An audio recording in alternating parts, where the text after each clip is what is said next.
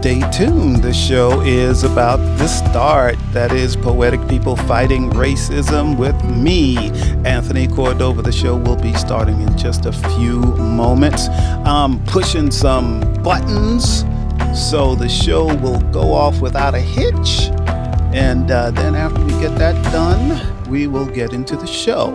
But if you are listening to the show in replay, you can fast forward past this spot and get right into the show.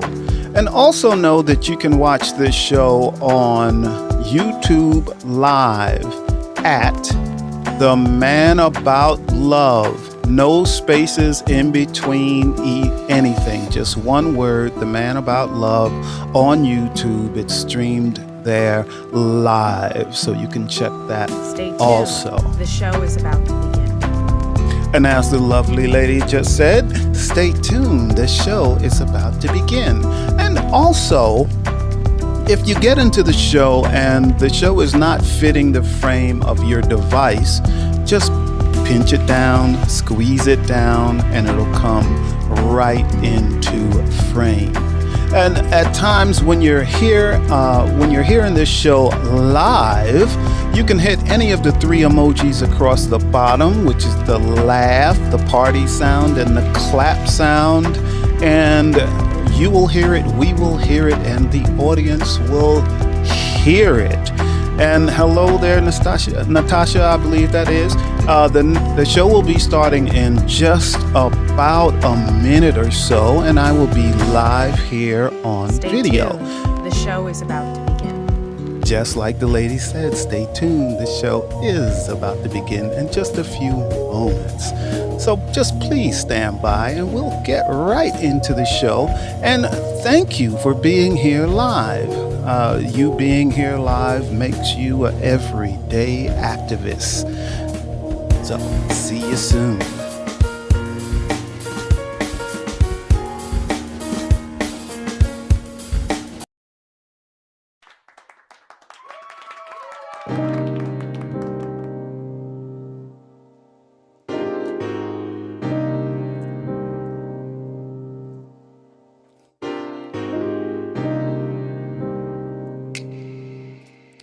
Hey, welcome to Poetic People Fighting Racism, double PFR. I'm your host, Anthony Cordova, Tony C, the Man About Love, right here on Fireside.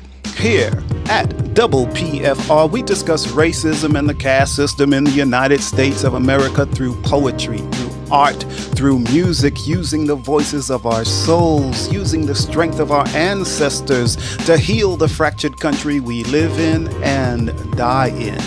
Here at Double PFR, all souls are welcome. All people are welcome. Welcome to discuss the racism we live in. Come on in.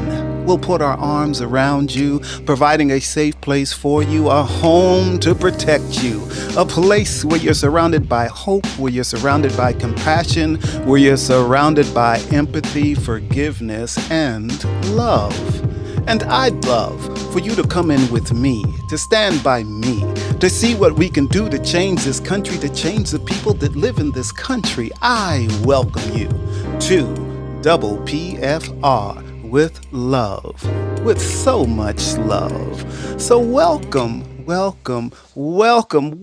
everyone to the show this evening on this Saturday night. All of my everyday activists that don't have to be here. And you are here doing what you can do to help make this country a better place.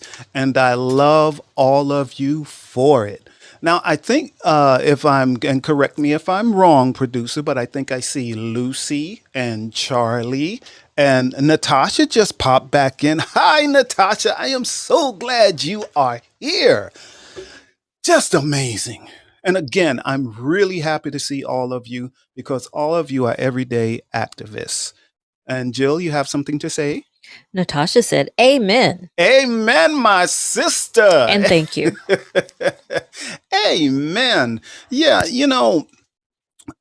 even though the show is about racism and the caste system and all of the bad stuff that's going on in this country, I really believe it to be about love and learning to talk to each other. So at any time during this show, whatever I do, whatever I say, feel free to hit that ask button and ask a question or request to be on the stage. And if you have a comment you want to say right on the stage, I would love to hear that. I really would. I also want to let you all know that I have a website. I do. I have a website, and it's called know2bestill.com. Know2bestill.com, and that's KNOW number 2 letter B still.com. Or you can just hit the little fortune cookie you see on your screen with the little scroll across it, and it will give you all of my information for the website and everything else I do. So you check out my website, you'll see what other shows I have and what services I have and all of that. So please, when you get a chance, do that. Check me out. See who I am. Learn some more about me, which would be cool. I do want to thank Fireside before we get started for providing this amazing platform we have to be able to do a show like this at all. Because other places I might try to get, they might shut me down, but who knows? Who knows? Who knows? So if this is your first time to the show, I usually do about one poem a week that has something to do with racism, or actually one poem every other week because I do the show every other week because it's a heavy subject, even for me. So I'm going to do that tonight. Tonight, the episode is called Can We See? Can We See?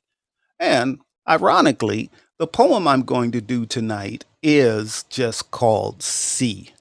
But I'm not going to do that just yet. Not just yet, but soon. Real soon, real soon, I'm going to do that. Before I get started, I, I, I want you all to feel really free here. If you're a poet and or an artist, if you paint, if you're a musician, whatever it is you do that's creative, or if you have a voice, or if you have a question about racism in the United States, something that maybe you were afraid to ask me. You will not receive any hostility from me, okay? With the question you ask. Nothing is obvious. If we don't speak to each other, we can't learn about each other. If we don't love each other, we can't learn about each other either. So it's really something that I encourage. And if you have any friends or enemies, send them to this show so we can have a conversation, which would be really cool. Now, Jill, do we have any comments or questions in the audience? Which is no. I got a quick no on that. I think I did all the housekeeping, so I'm going to get to the poem. Tonight, it's called See, and it's a short poem. Well, short for me. It's probably about a minute and 40 seconds or so, and it's called See. So I'm going to cue up some music, and we will get into it.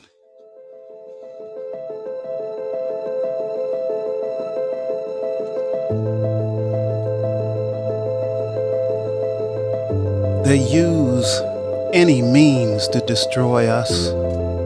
to destroy our minds and lives by ending our lives on any dark corner, at any red, at any green, through any yellow light, too many times making black lives stop, to make our hearts stop beating, stopping our lives before we see who we are, stopping our lives before we go too far, keeping us in jars made from their lies until we die from their lies, to make their lives better than our dying black lives. See, they hate us, and they hate you. See, the blue and white eyes, they really do hate you just for being a black man, just for being a black woman, just for being a black child, just for being anyone different than them, just for being a color other than them, just for being other, just for being one of the other in this country of lies, just for having open eyes, for not believing their lies, just for being you, just for being us, for being the person you could be, for being the people we should be. See, they sure do hate us. See, they sure do hate you. Really, see, they hate us. Really, see, they hate us, and they hate you. See, really, really, they do. So really, what's next? What's next? What's next? What do we do to make minority dreams come true? So what's next? What's next? What do we do? How do we do? Where do we do?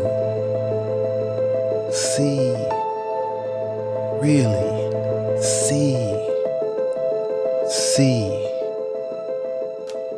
see, see. All right, that is the poem for tonight. Usually I give an explanation of a phrase I used in this poem, which is the blue and white eyes. Now, the blue and white eyes does not necessarily refer to people with blue and white eyes. It refers to people that believe the European blood running through their veins makes them pure, makes them better than anyone else with color in their skin. And the white eyes is meant to me, it means to me, seeing through the mind of someone that's racist, someone with white skin that is racist. So that's what I mean by blue and white eyes. Not necessarily people with blue and white eyes. First of all, is there any questions? Does anyone have any questions or comments about that poem? And if not, then I'm going to go through the poem. And this is a short poem, so it'll be quick. It will be quick. But I do hope there's some questions, or if anyone wants any clarification that I did not touch on. Yeah. So the first line in this poem is, they use any means to destroy us. Now, in this country, when it comes to people of color, there are some people that are racist in this country, and they will do things to us just to bring us down. You know, we may not have done anything to them. So when it comes to business, I've had it happen to me many times in business, because I've worked for myself most of my life, um, where someone would not even acknowledge that I was in the room when it came to getting a contract or getting awarded a contract or for another job. Um, there have been people that looked at me and under their breath will say the N word. Uh, Absolutely not necessary. There's no reason for it. People have asked me, I used to be in a career where I was on the road all the time. And one day someone asked me, and actually it was on the show, and I never gave it any thought before. But they asked me, how many times have I gotten pulled over? And I gave it a quick thought because I never, no one ever asked me that before. But in my lifetime, I have probably been pulled over by an officer at least 75 times. At least 75 times. Um, Sometimes maybe I was speeding. Okay, I get my ticket and okay. But most of the time, I wasn't speeding. I wasn't doing anything wrong. Um, but an officer can always find a reason to pull over any vehicle, no matter who's driving. There's always a reason to, you can find a reason to pull over a vehicle. But yeah, most times, no. I've had my vehicle searched several times. I've had my vehicle searched and was made to sit on a curb around the corner from my house on a busy street where everyone could just look at me, like I'm a criminal. And I didn't do anything wrong, and I was detained for probably 45 minutes and humiliated. And then, as everyone says, well, have a nice day. And that's how it goes. But no reason to be pulled over.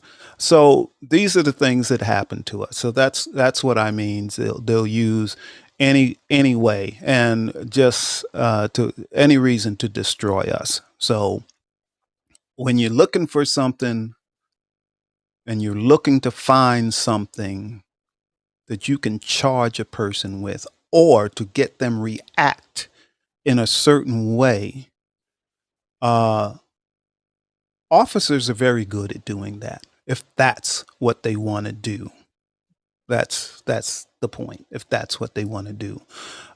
So when I skip down two lines, when I get into on any dark corner, at any red, at any green, through any yellow light.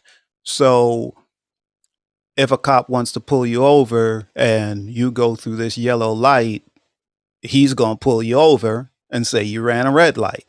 It's just the way it happens. And then I can escalate. Oh, I can't speak tonight. Into something else. I go into stopping our lives before we see who we are. So we have many young men and women and old men and old women that are dead before they even get a chance to live their life. And the question is, well, why is that? People will say, well, if you weren't doing anything wrong, nothing would happen. Not true. Not true. Not true at all.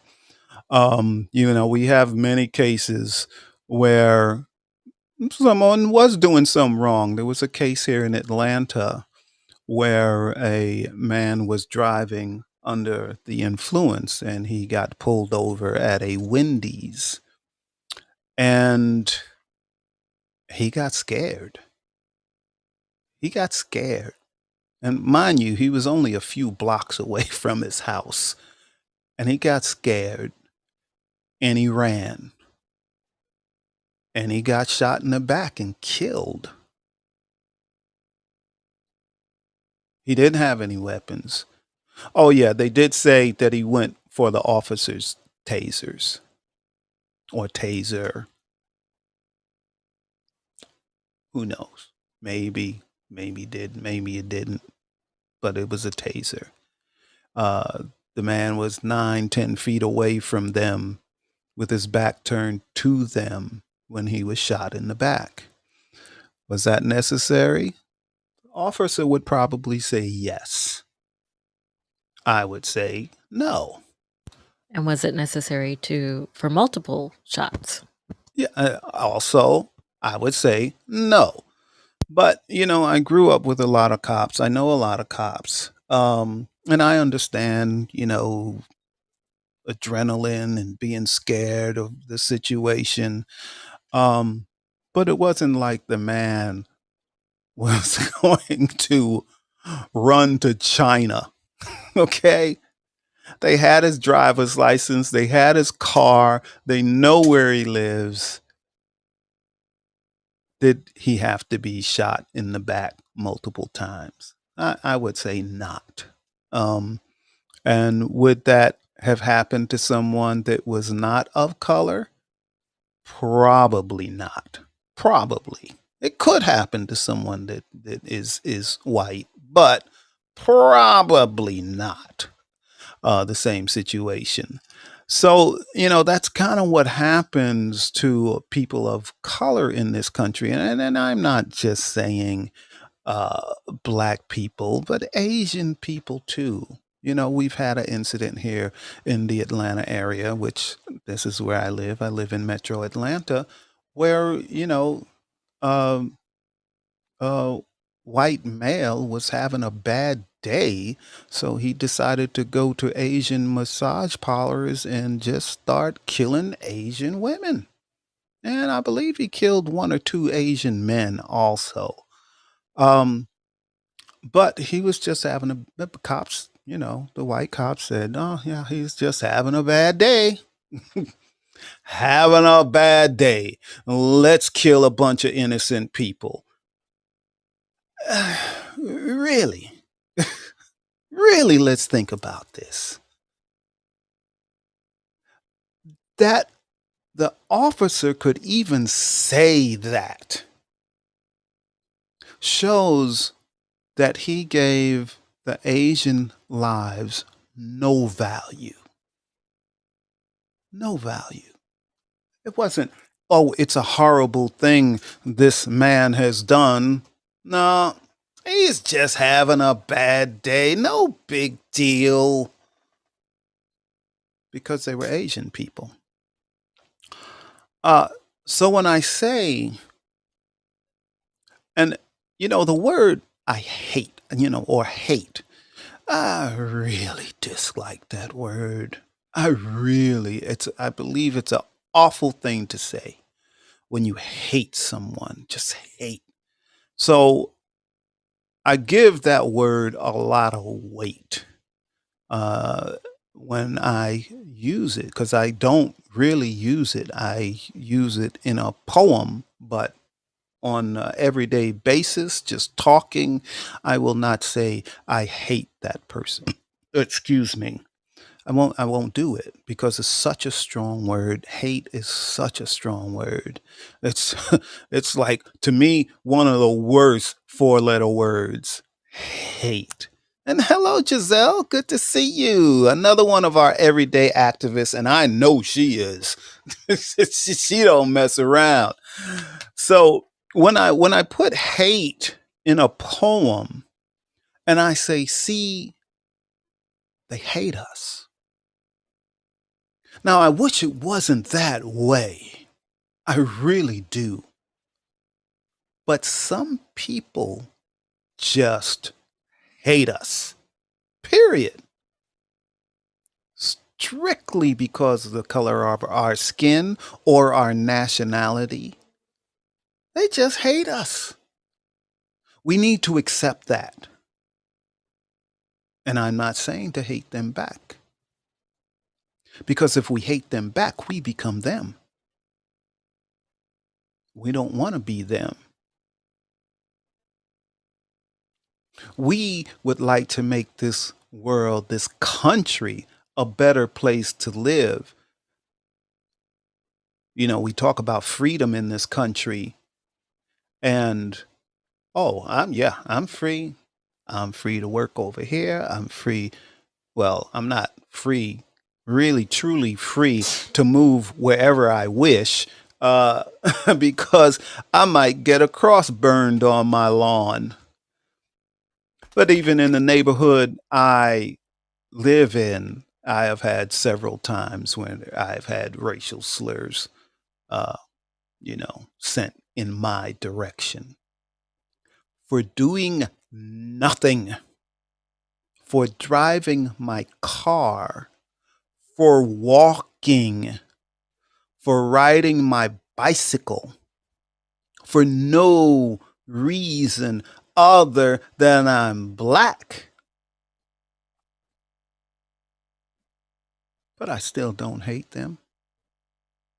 I really feel bad for them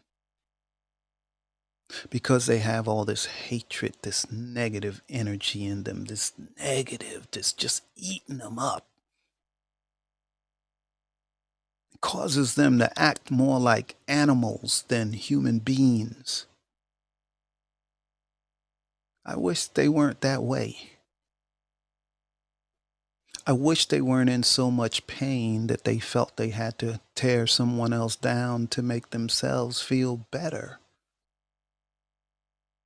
I wish it was that way, but they don't see that.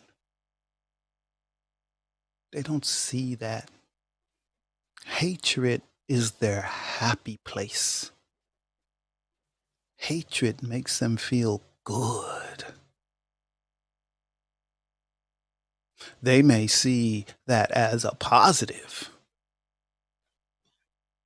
I definitely see it as a negative. It's a definite negative. It's not good for me. It's not good for you. It's not good for this country we live in. So when we talk about freedom,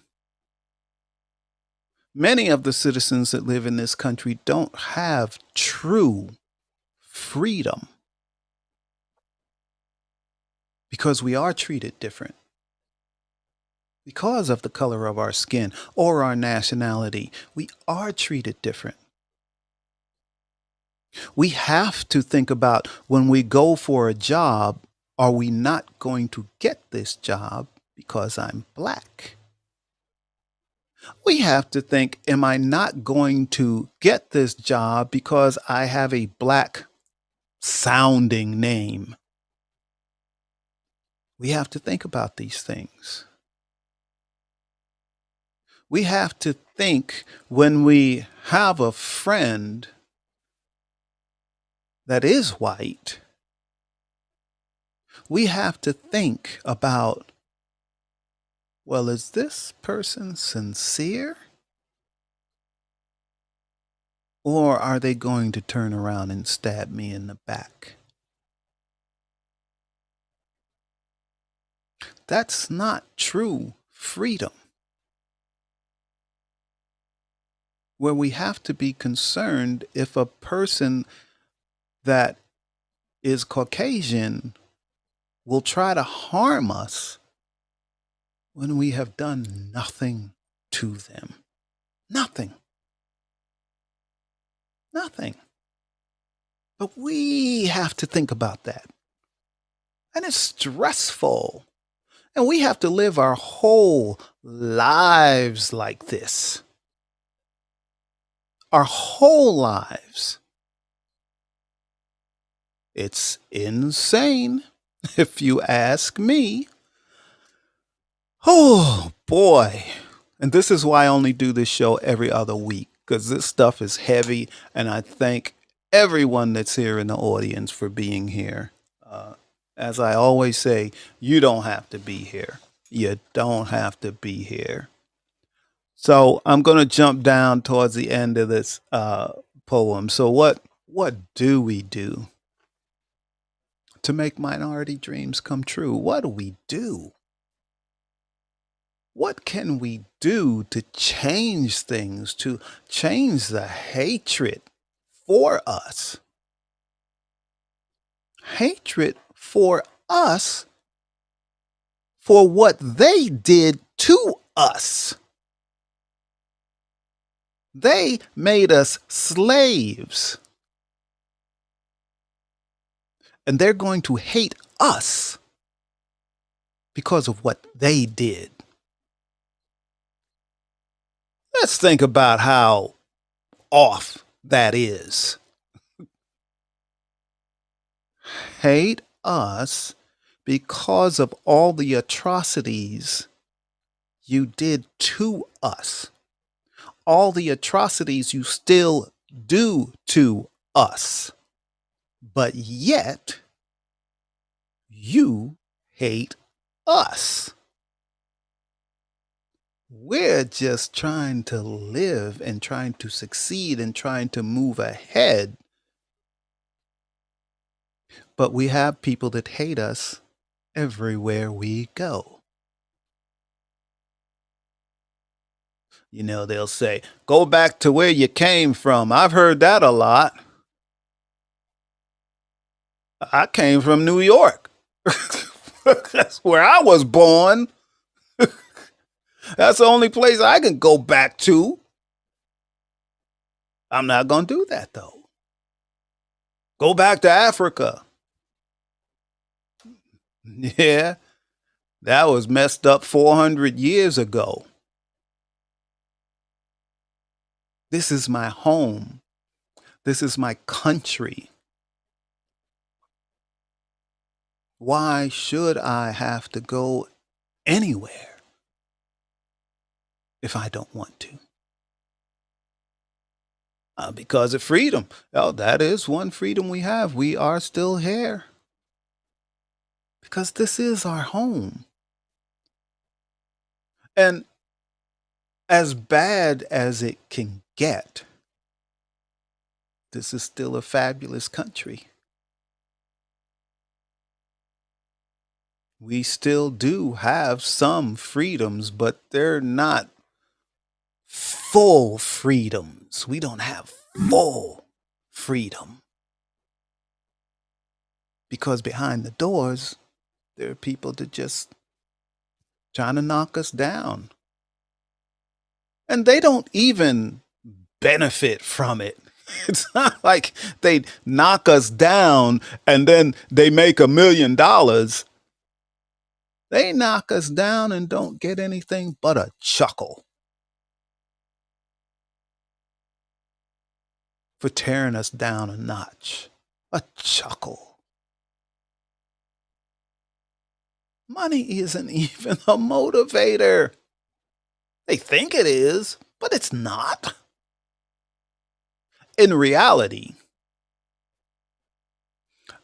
if they would stop trying to stop us succeeding, if they stop trying to keep us from succeeding, there would be more prosperity for everyone. But instead, they do the opposite. Doesn't make sense. Doesn't make sense. And so what do? Question is, what do we do to make minority dreams come true? We just keep doing what we do. They keep trying to knock us down. We keep getting back up.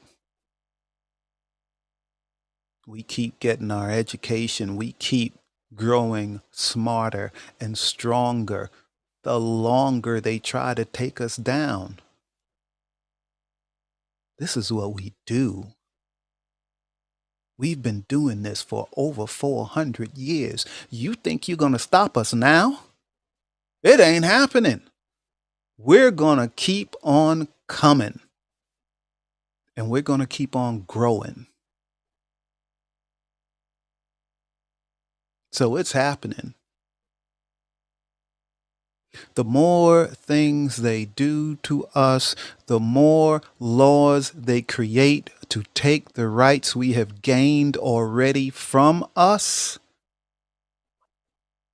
We just speak louder. We don't have the time to be complacent. And Jill, my producer, does someone have a comment or a question? Yes, Charlie wrote, "We will always be strong." Yes, we will. We are resilient. Thank you for that, Charlie. We are very resilient. We have always lived this way.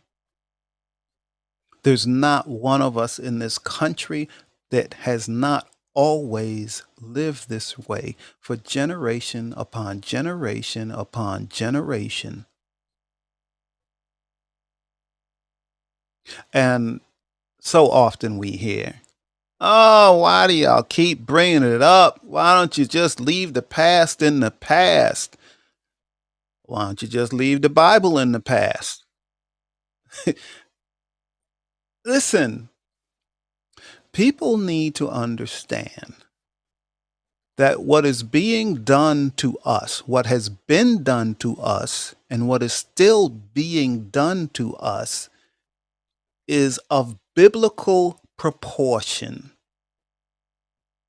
Biblical proportion. And you can read about it in the Bible right now. So it's not just this simple thing. Oh, yeah, y'all used to be slaves, big deal. Just because you may not have been alive that during then, maybe it was your great-grandparents, your great-great-grandparents. But what people don't understand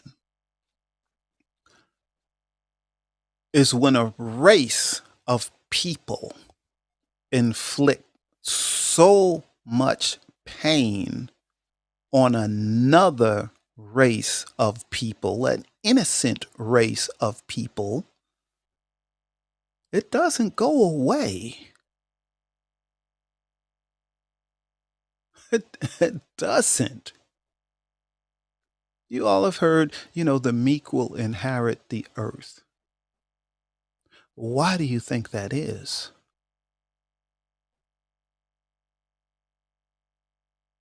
Because you can't be so horrible on a group of people and expect no repercussions.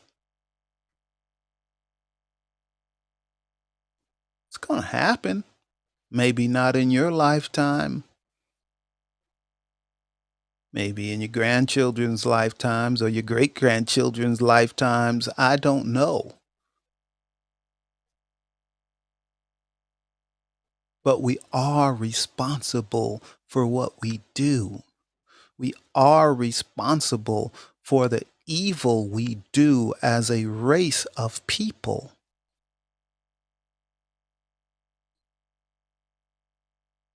And no one wants to make amends for it.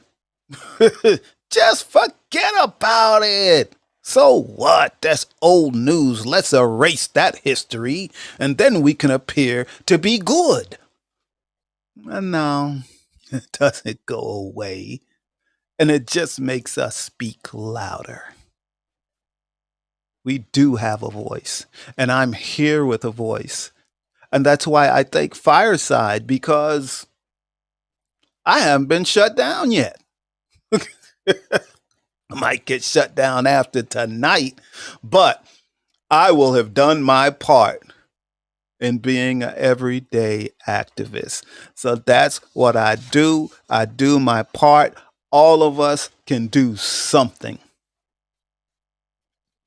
So even if all you do is say, hey, I watch Poetic People Fighting Racism, and Tony was on a rant and he was telling it, great.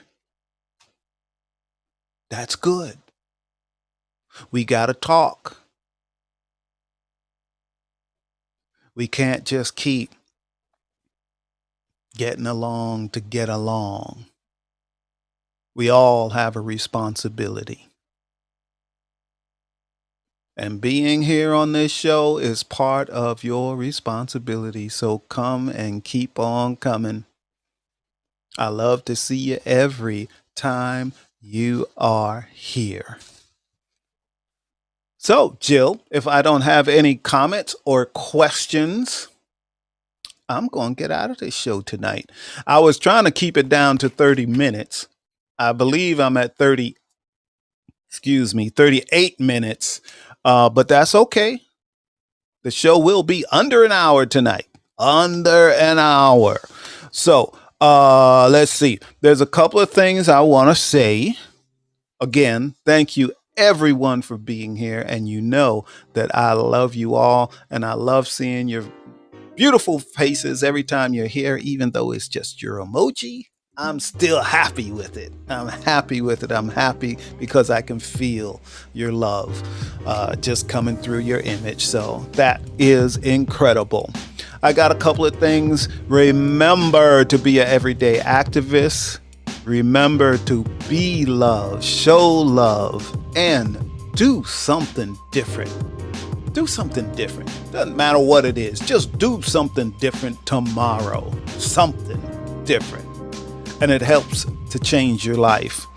Also, the music that's playing right now is Choral by 29 Beats. The music I played during the poem is called Deep Enigma by Icelander. That's who it is. My next show is on August 5th. And let me see. The title of that show is See What We Are. So this is talking about let's take a good look at ourselves and see what we are. But the poem I'm going to do that night is called Victims. Victims is what it's called. So again, I love you all till August 5th, 9 p.m. Eastern. I'll wait to see you then. And if there's nothing else, I'm going to turn off video and just kind of get out of here. And as usual, you know, I really do love